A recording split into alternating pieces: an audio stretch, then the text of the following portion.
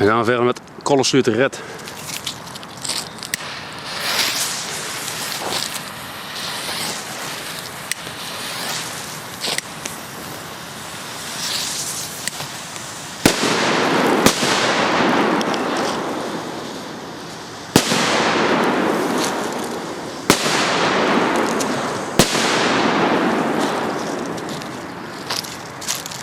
Collersluut Blue gaan we verder mee.